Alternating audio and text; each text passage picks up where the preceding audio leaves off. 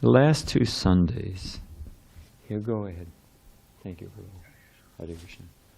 The last 2 Sundays, we've been talking about the offenses to devotees and how to avoid them, what happens when you do them, how to remedy them, different things like that.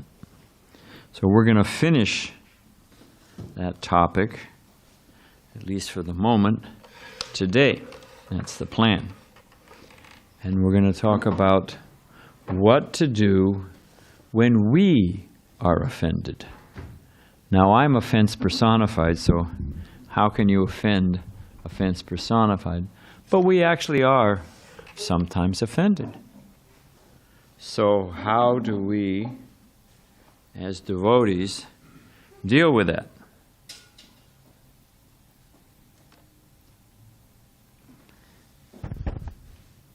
There's the Hari Bhakti Vilas by Srila Sanatana Goswami, which was edited by Gopal Bhatta, as was the Satsandarbha, which I didn't know.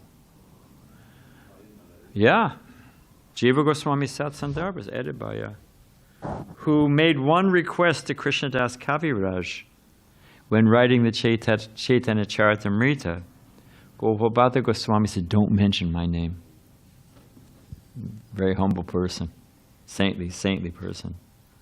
So he's mentioned only very briefly in the Chaitanya Charitamrita.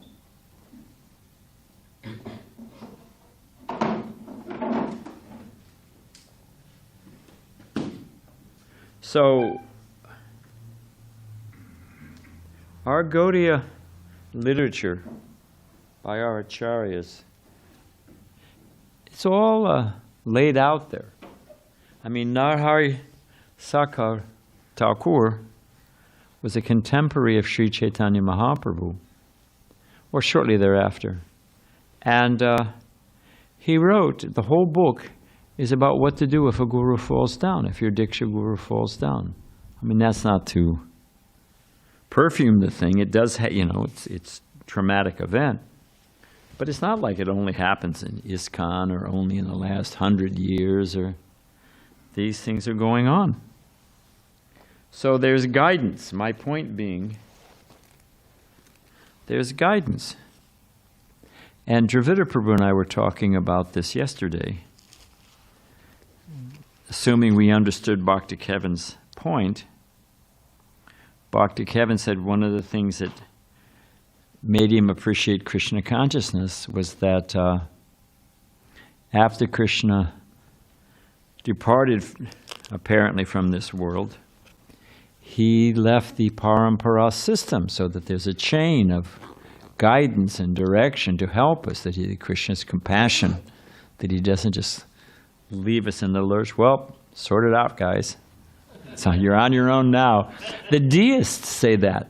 And George Washington was a deist. And the deists say, yeah, that they got part of it right, that the world is like a big machine.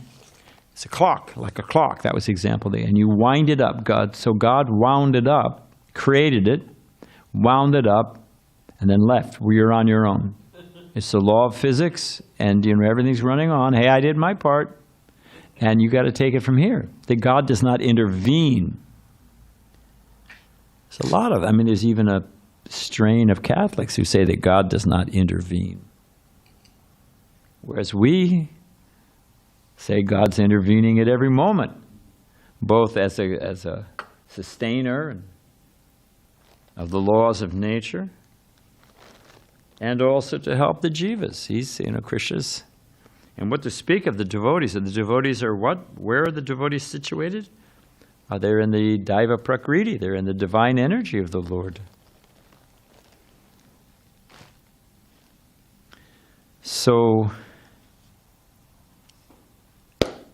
similarly, our Vaishnavas have not left us in the lurch, and they've told us these are not new or anomalies. These things happen in one's practice of spiritual life, and they've given us advice how to deal with it. You know what the problem with good advice is? Other than Dravida, anyone want to guess? Everyone has it. I hadn't thought of that. Is it like good intentions, or they can pave the way to bad? Okay, that's another reason. But can somebody else think about good advice? Yeah, if the person to whom you're giving advice is not in a proper state, he will. They don't follow it. People don't follow good advice all the time. Regularly, they don't follow good advice.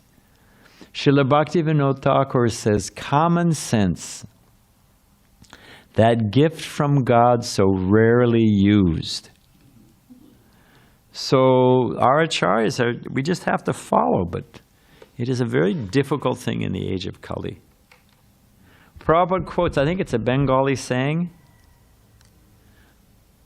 walk on your hands, bark like a dog, but do something new. And Prabhupada gives a purport on it. The dogs are barking all over the place.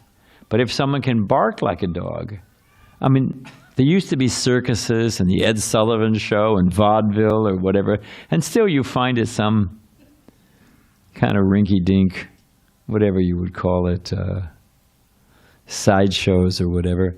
You'll find someone who can bark like a dog, and people pay tickets to see it. I mean, dogs are barking everywhere, but a man barking like a dog.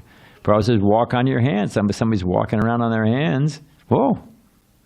So just to do, everyone wants to do something new and something different, but to follow the advice of the great acharyas, no, not going to do that.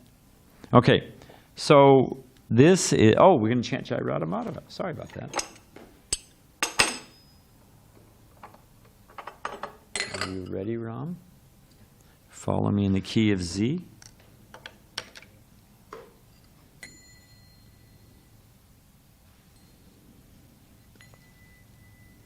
What happened to, anyway, it's right. Jaya Radha Madhava Kunja Bihari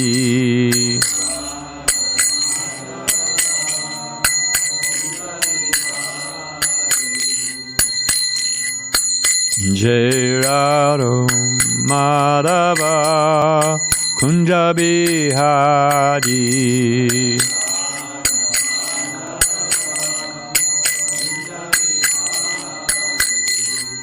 Gopijana Balaba Girivanadari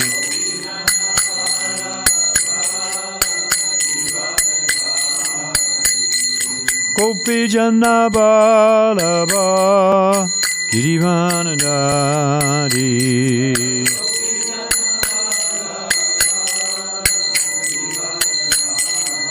Jasoranandana Brajajana Ranjana Jasoranandana Brajajana Ranjana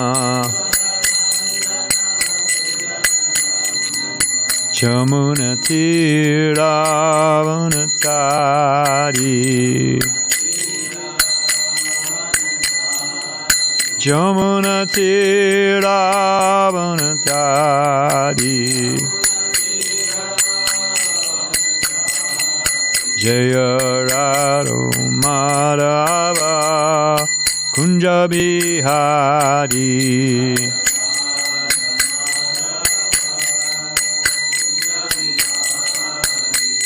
Gopijana Balaba Girivanadari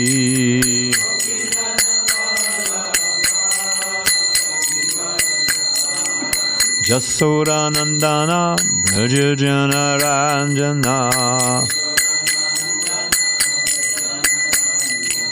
Jamuna Tiravanatari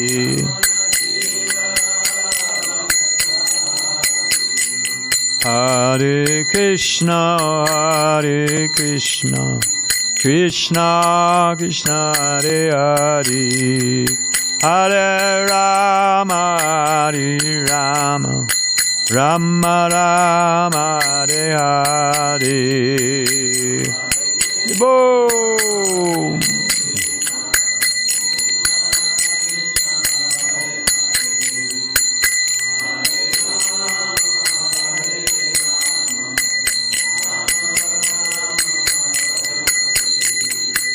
Hare Krishna, Hare Krishna, Krishna Krishna, Hare Hare, Hare Rama, Hare Rama, Rama Rama, Hare Hare.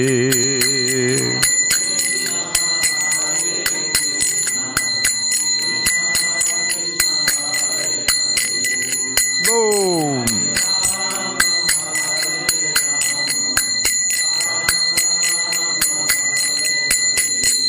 Hare Krishna, Hare Krishna, Krishna Krishna, Hare Hare, Hare Rama, Hare Rama, Rama Rama, Hare Hare. Go.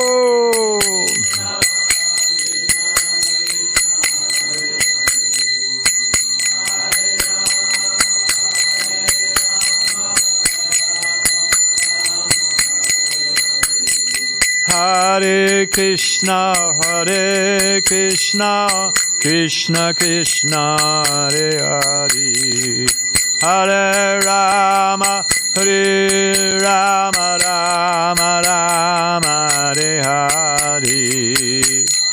Krishna, Hare Krishna.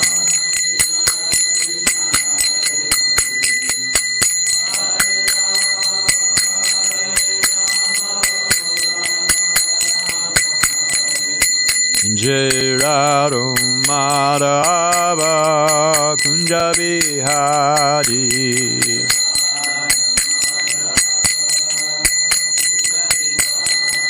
Jai Radha Madhava Kunja Bihari.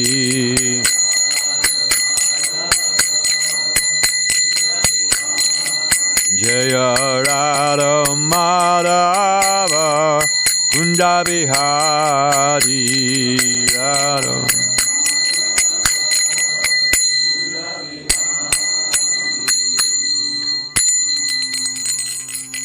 Jayum Vishnupad Paramhansa Pariva Jagacharya Siddhati Shishmanis Divine Grace Abhaicharan Bhakti Vedanta Swami Maharaj Srila Prabhupada Ki.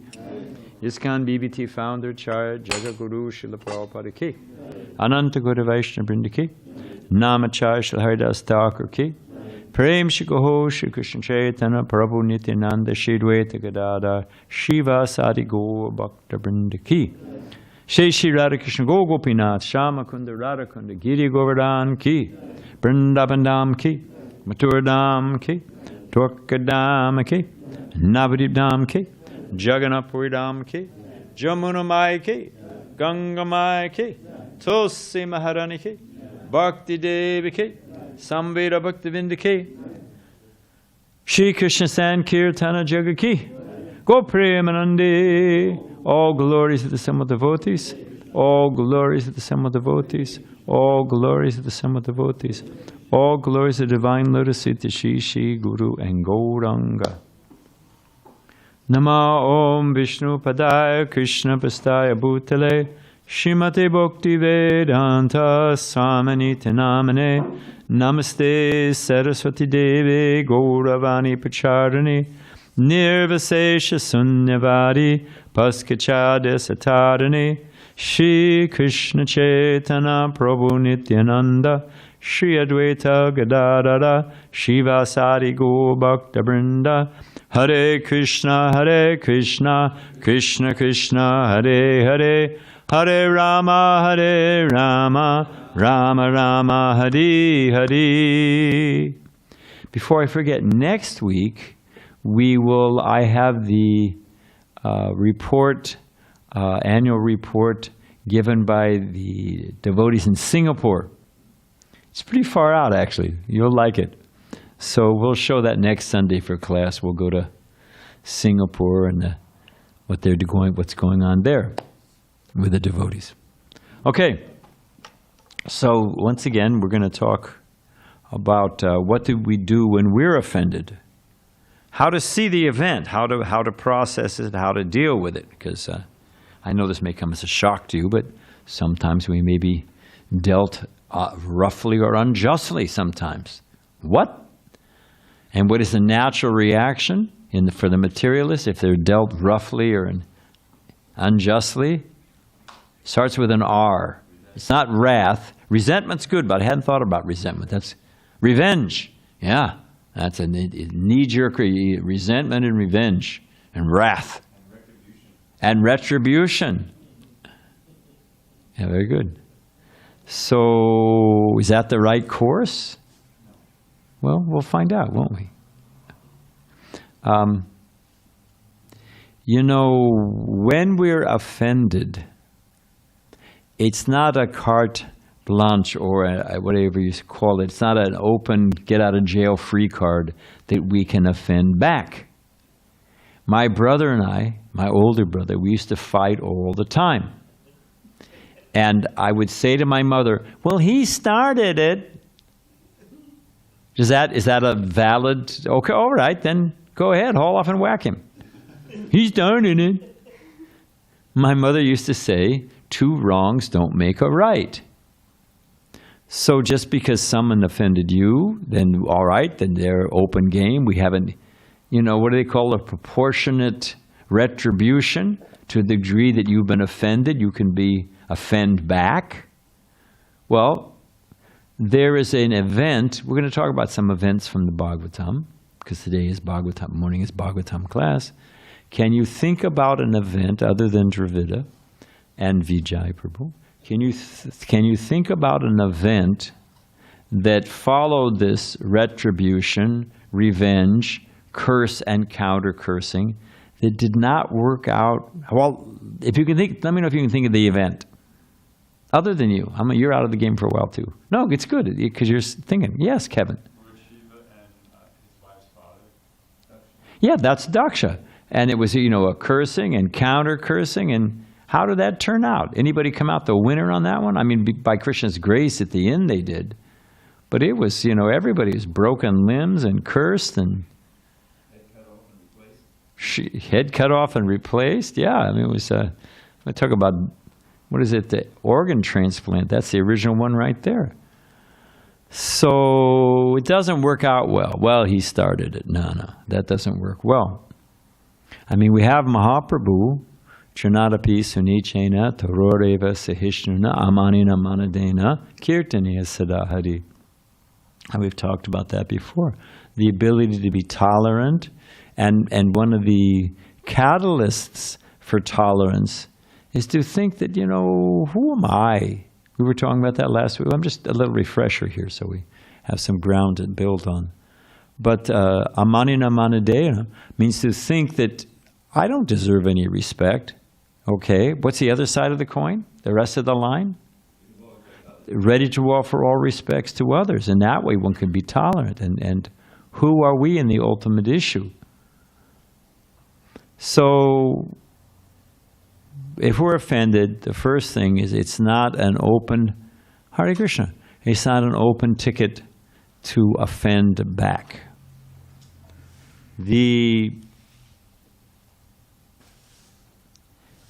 And the natural response is to criticize back. But the devotees are called introspective sages. And one of the meanings of that, and we've talked about seeing that we're not this body. Oh, they bounced you? Okay. Usually we're tolerant of guests, but that's another story. What was I going to say? Well, I'll just say it. It's easy to understand that we're not this body. That's a pretty easy thing. But to understand that we're not the mind, and we're not the pride, and we're not the ego, that's a whole lot harder. It's a little closer to our, Prabhupada said the intelligence is the next door neighbor of the soul. So the closer you get, the harder it is to differentiate between the ego and the intelligence and all that. But it's not us. And that ability to have a 10-second delay, count to 10, whatever it is, and something happens, and to stop, say, wait, what's happening here?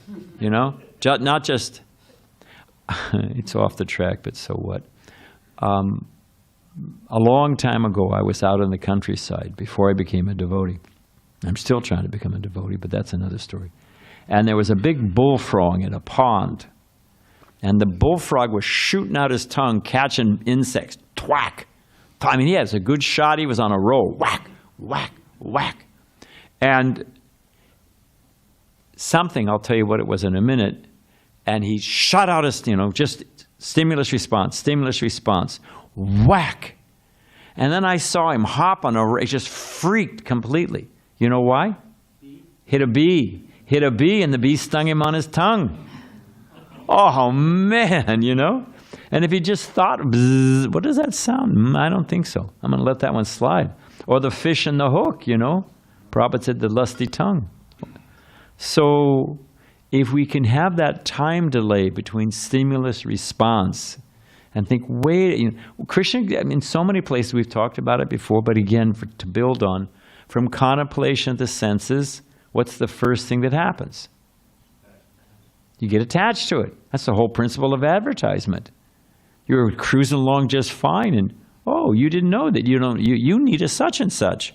Oh, my father's, he boiled down the advertisement, create a need, then fill it. Hey, you didn't know you need this. Okay, I've agitated. Now guess what? I just happen to have it on sale. Create a need and fill it. So stimulus response, but Krishna says, well, hang on a minute. Watch where this goes. From attachment, from contemplation, attachment develops. Then what happens after attachment? Lust. Yeah, kama. Then what happens? Because he gets frustrated. When he gets frustrated, steam starts to rise. It comes out the ears. One gets angry. What happens when you get angry? Yeah, bewilderment of memory. And we've all experienced, you get angry. I mean, I've seen people, I saw over there in Diamond in the rough apartments, some guy was super angry at something, and he smashed his guitar. Thank heaven, Krishna's answered prayers. But beyond that, And then I heard him cursing and swearing because he lost his temper and smashed it. And then he thought, well, that was stupid. So, okay, from attachment, bewilderment, memory, one falls into the... So there's a sequence there. And if someone feels the initial symptoms, oh, wait, I'm getting attached to this thing. And now I'm feeling now I'm getting frustrated. Oh, I know where this train ends. If we can just hold on a minute and look down where the train goes, then that's intelligence. That's introspection, the introspective sage. So when we're offended and the instinct is revenge and retribution or whatever it is, we should stop for a minute and think. And Krishna says in the Bhagavad Gita that how should we think about devotees, even if they have some... Now, this is not an excuse for a gross fall down or a perpetual fall down or something like repeated, No. But if a devotee accidentally or by conditioning commits some mistake, how does Krishna say we should see them? Bhakti Kevin for 10 points. Krishna says, even if a devotee commits the most abominable action or sin, that he becomes again engaged in... They're rightly situated. That we used to say, Badrinarayan Swami used to say to me, he used to say that you don't blame a man for being dirty if he's in the shower. Yeah, they're making the attempt. So to look down the road, so to consider, well, they're trying. Devotees are trying, generally speaking. I remember our temple commander, his name was Keshava. He was Kurandar's brother. And he had been a former Hell's Angel. And he was a big guy. He was our temple commander. You did not, Hare Krishna, you did not argue with him. You didn't argue with Keshava. And he used to make his money before he became a devotee by rolling drunks. Yeah, you get some drunk coming out of a bar and you whack them, take their wallet, and there you go. Got your week paid for it. So he was a rough, rough guy. And I remember he became a devotee, got first and second initiation. And I remember seeing him. He was being trained in deity worship because he was going up to become the president of the San Francisco temple. Somebody should get these folks some prasad. Yeah, somebody has. Oh, they're on the case? Good, well trained. And, you know, he had what they call it, a ham hand. He had one of those big hands with the fat fingers. I mean, that thing, you were seeing stars if he punched you, you know? So, but with that big hand and those big, thick, I mean, it's not the right analogy, but sausage fingers, they used to call them, you know? There he was with a little comb that we got at a doll shop, and he was combing Srimati Radharani's wig. This big, and I mean, he was a Hulk. And there he was so gently and carefully combing Srimati Radha, and you know, how to make a little braid with his big fingers and the whole thing, you know? And he was rightly situated. He was trying. And then also, if you think about it, that we had it's not like that anymore. Because people, they used to say you're a vegetarian. They say, oh, what do you eat? Or they would say, oh, is that like a political party? Like libertarian, vegetarian, you know? Now people will often say, oh, I don't eat red meat, or, you know, whatever. They appreciate that you're trying, you know? Or that they should. They understand, it's if nothing else, to keep their heart ticking. So what was I going to say? No, it'll come back to me in a minute. That's what it was. So there was a Catholic, this University of San Diego has, it's called University High. It's a Catholic school. And they used to bring their advanced placement classes here. Well, we're off the track. It's all right, though. They used to bring their advanced placement classes. And they would go to a mosque. They would go to a synagogue. They would go to a, fundamentalist Christian church. And then they would all meet back at their class later on. And they would, and I don't blame them. It's, party spirits there naturally. They would point out all the flaws in that and how Catholicism is supreme. So there was a field study to see what was inferior and why this is better. I guess I'll just finish, and then we'll get back to what happened with the advanced placement. They were smart kids, and it was probably around 60 of them. And one of the kids said, well, if there's God, how can there be so much cruelty? And why do good things happen to bad people and bad things happen to good people? And, we explained, well, there's previous lives, and you've got karma, and it's a cyclical, it's a progressive evolution, and each life is a lesson. And, was a top student in the class said, well, that's the first time I got a good answer, which kind of, so it went on and on like that, And, if God is merciful, how come you can burn forever in hell? How do you reconcile God being all-powerful and God being all merciful, and yet you can burn forever in hell? I mean, if God was merciful, he wouldn't leave you there. And if he's all powerful, he could remedy it. So how does an all merciful, all powerful God let the living entities burn forever in hell? I mean, they were great, and they were coming left and right. Great questions, And the kids were like getting into, hey, great, fantastic, Hey, professor, you never told me that. And they actually had to say, okay, students, time to go. Get on the bus. And they had to pull them all out because they were like, wait, Bhagavad Gita makes sense. So now what was I was going to say something about the uni. Well, we'll just say this. That was it. So the professor, trying to redeem the thing, said, well, doesn't that low-protein diet, because we were vegetarian, and this constant repetition of mantras, isn't that a type of self-hypnosis? And with the low protein, you become easily manageable. So it was all part of the cult conspiracy, get them on a low-protein diet. Of course, we take dairy products. There's protein in so many. We take grains. I mean, what are they talking about, low protein? Actually, rice, dal, and veg are the perfect protein, the way they combine together. So that's another thing. And that's a standard devotee lunch. You know, rice, dal, chapatis, we're set. So, but anyway, low protein diet and this repetition chant, your self-hypnosis, and it makes you easily manageable. So the cult leader can just, lead you like robots. And I said to the guy, I said, I'm the temple president. I said, you should spend a morning in my office. I said, you will never find a more independent, free-thinking group of people than the devotees. It's like trying to herd cats. They all have, devotees are thinkers, They all got a philosophy. They're thinking about, you could look at it this. When I first came to the temple, well, I want to stick on the matter at hand. But devotees think about things.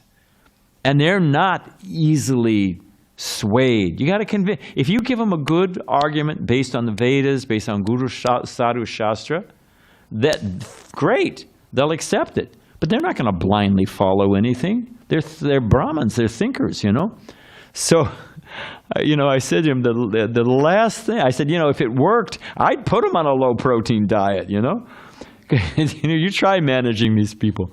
But I said, and the final thing was, I said, you think about it. People are just blindly following. Thanks for coming. People are blindly following. They, whatever they see, an advertisement, whatever's on the front of whatever. Don't they call them influencers in social media? I mean, the person's getting paid. Oh, this is a great product. Do you use it? I wouldn't touch it in my life, whatever it is. And that they're influencers. So, but devotees, we say no to the whole current of the material nature. I said, you try that. You think that's weak will? To turn their back on the whole social current, the forces of nature? And to say, no, I'm not having sex. I'm not getting intoxicated. I'm not doing whatever my tongue says. And I'm not doing what pleases me. Samsiddhi Haritoshanam. I'm going to do what pleases Krishna. You don't think that takes a backbone? And to do it sustained? It takes a really high character, intelligent person to do that. So if you consider, due to something conditioning or due to a moment, if we lose our I can speak as a former temple president. It still happens as a GBC. People can just go off on you. I have it happen all the time. People call up on the phone, they're mad about ISKCON sannyasis or GBCs or temple presidents or their wife or their husband, and they just go off.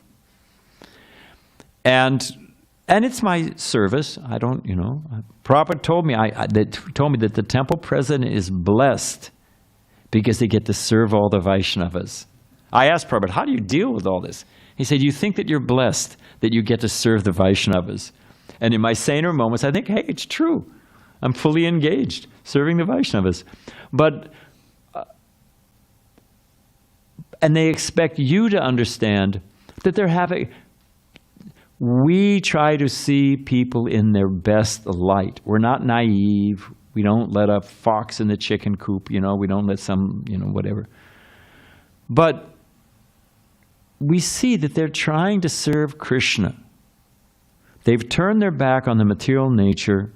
They're trying to serve, out of many thousands, bahonam janmanam ante. You've got, someone who actually surrenders to Krishna. That is such a rare thing. So here's someone who's trying to serve Krishna. They're rightly situated. They maybe they had a bad day. People have this went wrong, that went wrong. We don't know what's going on in people's minds.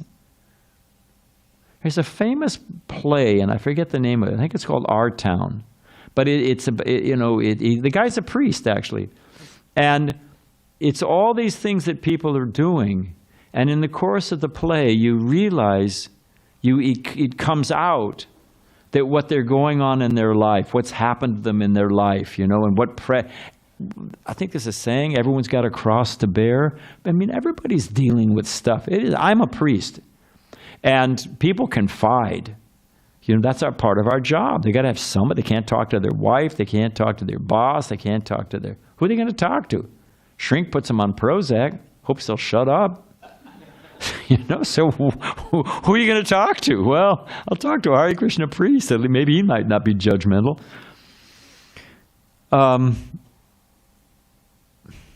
So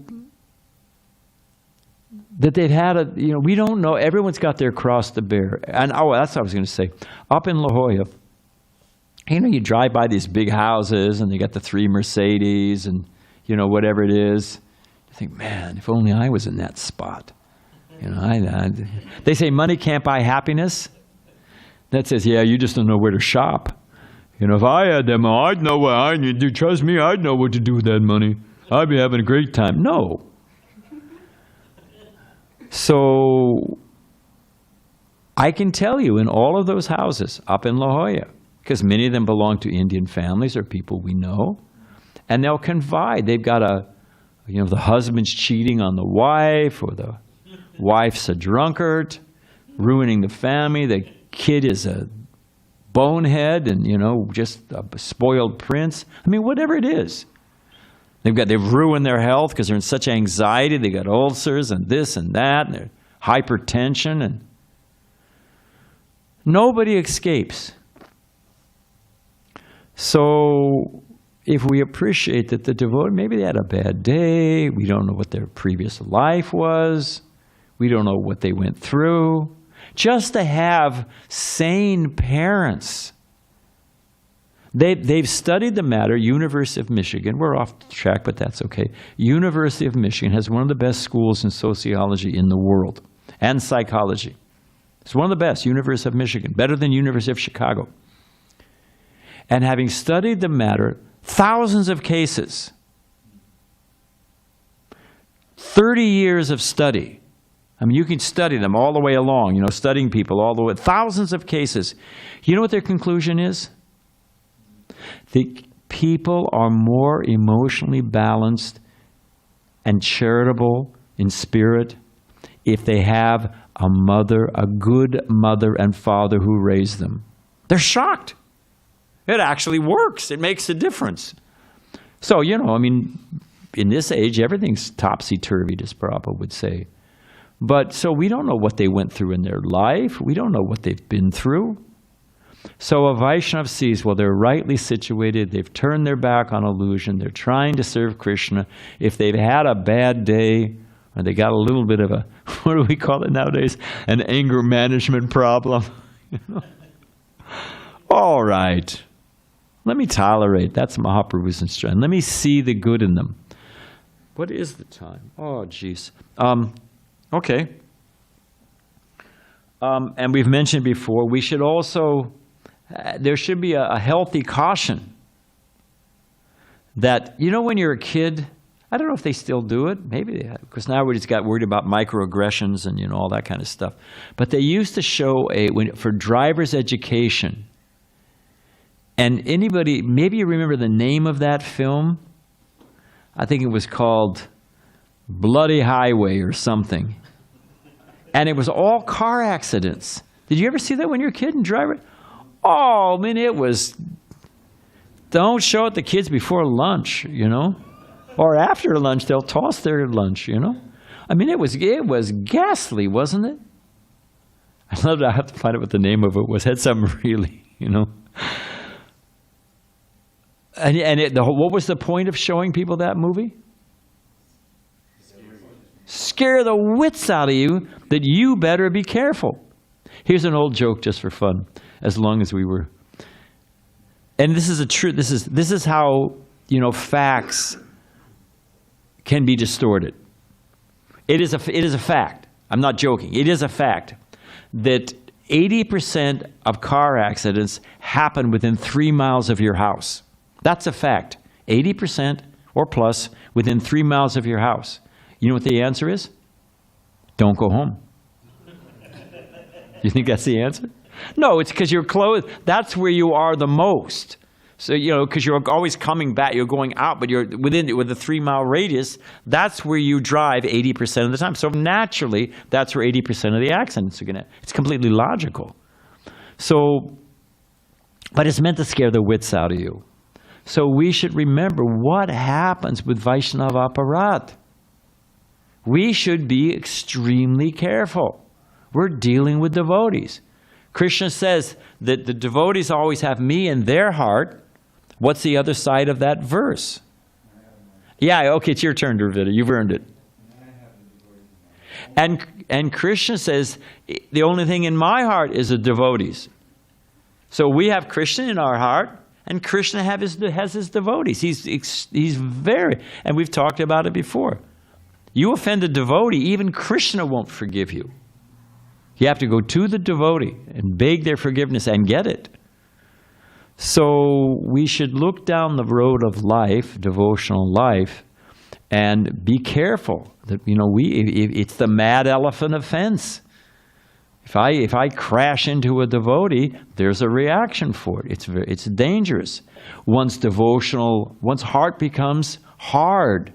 What's a famous example? I don't know if I need to I'll give you a hint if you don't get it. Other than our usual crew that know the answers to these things because they read Prabhupada's books carefully. What is the example given of what happened to someone who offended the devotees? And is an easy hint in Mahaprabhu's Leela. In Jagannath Puri. Let's see if anyone else knows. It starts with what else to say? Well, I'll just say it. Okay, so let's say it starts with an R. And it has to do with Mahaprabhu. Oh. Yeah, we were playing softball there. There you go. Ramachandra Puri, who found fault with all the devotees. And what happened to him? His heart, that was Gopal Chapala. No, with Ramchandra Puri, his heart became so hard. He became so critical. He even criticized his spiritual master. Madhavendra Puri's on his disappearance bed, crying for Govinda, for Krishna, Madhava, in the highest ecstasy. And he says, Ramchandra Puri says, why are you crying? Just fix your mind on Brahman. Madhavendra Puri says, get this fool out of the room. Otherwise, I will not reach my destination. Krishna's lotus, I don't want to see his face. He was rejected by his spiritual master. So by Vaishnava, and Prabhupada describes in the purports that by Vaishnava aparat, his heart became just like a stone. You lose your taste for the holy name. You lose your taste for devotional service. Your heart becomes full of anger, and it is miserable. So we should, just like you look down the road and see all those accidents, whoa, I'm driving 40 miles an hour, and I got my seat belt on and the flashers, whatever, the lights, So, and an example of how it works, how we lose our taste for devotional service, we lose our taste for the holy name. There's an example that's given. If I have a small pond of water, anyone know the rest of the example? If I have a small pond of water, any of the Vaishnavis want to take a shot at it? It's about, this is a big hint, about our devotional taste for the holy name drying up. So what is one of the things that can cause a small pond to dry? Yes? Hey, Bhakti Joseph was listening. Yeah, thank you. No, from last time. Oh, is that just spontaneous? No, I know from life. Well, so there it is. Confirmation from a field study. We have our local biologist. Yeah, they're hollow. If you ever broke, any kind of reed, but especially, those cattails, they're hollow inside. And I don't want to bother you with that, but that they suck up the water.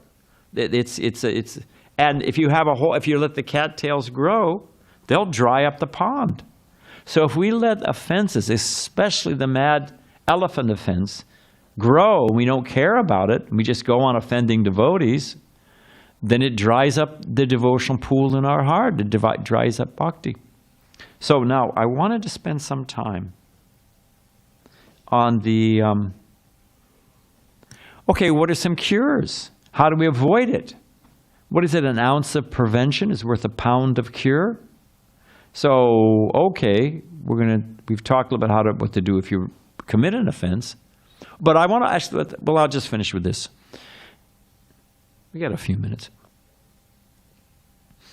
Here it is, an Oprah moment of true confession. I was transferred from the LA temple to the St. Louis temple. And Vishnu Jan Maharaj was there, booming kirtan, Shalavati, and our little Radha Krishna, Rukmini Dwarkanath. You know, Prabhupada was coming and going, coming and going. And the temple president called me to his office, and Kurandar was there, who had just become the GBC, and said, Bhakti Bob, how would you like to go to St. Louis? I had to think, where is St. Louis? You know? And anyways, just because it's a setup for the thing. So I said, you know, I'm really happy. I'm going to Harinam. I'm going on book distribution. I got Vishnu Jan Maharaj. You know, why in the world would I go anywhere else, you know? And they gave me the talk. Anyone know what the talk is? Are we enjoyers or are we servants? And how do you capture Krishna? You chase after a butterfly, it keeps moving. You stand still, it'll land on you. If you stop, Prahlad Maharaj says nobody seeks unhappiness. Nobody, well, if you're a masochist, I suppose you can slam your head in the door, but most people don't go out looking for pain. Do most people suffer? Yeah. Does pain come unsought? Maharaj makes the point. So what does an intelligent person do? What do you conclude? If misery comes unsought, what will its counter his, what is it, what the other side of the coin, what will happen? Think about it. What? Somebody else? What? Somebody else? You got one already. You want to go for two? Okay, Joseph. No, that's it's always bitter before the sweet. Got to take that's darkest before the dawn. You got to take with the good with the bad. No, that's Sudra's lament to keep slogging on without a solution to life. You said happiness. Everyone's chasing after. Nobody chases after misery, yet it's coming. Therefore, everyone's chasing after happiness. It will come. By karma and destiny and previous life, it will come automatically. So get about your real business, which is self-realization. So they gave me the talk. And the talk was, hey, you're meant to serve Krishna. Don't you want to serve Mahaprabhu? Serve the Sankirtan mission? Help Prabhupada maintain one of Prabhupada's temples? And then they said, okay, you think about it. So I thought about it, and I said, well, they're right, all right, I'll go. Okay, we got a ticket for you, you're leaving in an hour.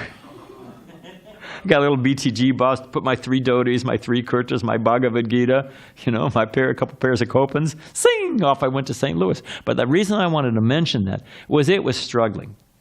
Turns out later on that the temple president would come down, and the temple president would come down in his pajamas for breakfast. I was often the only person at Mangalarti. Oh, we didn't have Mangalarti. I was the only person there. I was the head pujari, the head of the kitchen, the Sankirtan leader, the treasurer, and the head of the kitchen. There were 4 devotees. We had to, multitasking was the name of the game. So, and it was tough. My only other brahmachari, there were 2 brahmacharis. One of them was completely shell-shocked, had been a tunnel rat in Vietnam. They're the ones that climb into the tunnels in the dark with a knife in their teeth and go after the Viet Cong. He had a few issues. He'd wake up in the middle of the night screaming. Sometimes he'd wake up with his hands around my throat. So that was one of the guys. It's a true story, 100% true. I'm in front of the deities. The other one used to put on karmi clothes and go down to St. Louis, what was it called? Anyway, it was a Catholic high school right down the street, a Catholic college right down the road, and put put on karmic clothes and watch the young girls, watch the girls, and eat candy bars out of the vending machine. That was my association, and that was my temple president. And I'd come from L.A., you know, New Dwar. I thought, oh, geez. So I called Jayatirtha, because he protected. I was just a kid. He was like my big brother. I said, it's like, get me out of here, you know. So he said, you stick it out for a month. You stick it out for a month, and then we'll send you a ticket, you know. So, and I guess we'll end after this, and we'll do the rest of this next time. So, and just so the purpose of relating this is to appreciate, you know, how ISKCON came about, and we've got these beautiful temples and books and devotees. It happened by the blood, sweat, and tears of a lot of very surrendered souls. And, you know, you think you got a rough spot here. You have no idea what it was like. And additionally, I was a brahmachari. I had every intention of staying brahmachari. I got there, and after a couple of days, I put my clothes in the washing machine. And, you know, I was doing this and that in the kitchen. I forgot. I went down about 2 hours later. They'd been put in the dryer. They'd been folded and ironed, stacked on the dryer with a note, I'm looking for a husband. Want to get married? I swear to you. Shrava, anyway, whatever. I was going to say her name, but I won't. And that's when I called Jayatirtha. I said, get me out of here, Jaya. I can't take it anymore, you know. So he said, no, you stick it out for a month. And I wrote to Srila Prabhupada complaining about this. And and Prabhupada wrote back, note Prabhupada's first line in the letter he sent me. He said, it's very good that you are concerned about the spiritual advancement of your God brothers. That wasn't on my mind at all. I thought these guys are whatever. You know, I'm not the most patient of people, and my tongue has gotten me into a lot of trouble. So and Prabhupada immediately pulled me up on it. You know, if you want to criticize someone or correct them, it should be because you want to help them, because you care about their spiritual life. Really, you shouldn't do it unless it's your service. You know, you're the head of the kitchen, you got to teach them how to cook, or the temple commander, temple president, Sankirtan leader. You say, hey, come on, you know, you got a duty. Other than that, you should mind your own business, generally speaking. But I was not at all concerned about my God brothers. So that was the first thing. Prabhupada gave me a good knock in the head. And then Prabhupada said, there are bees and there are flies.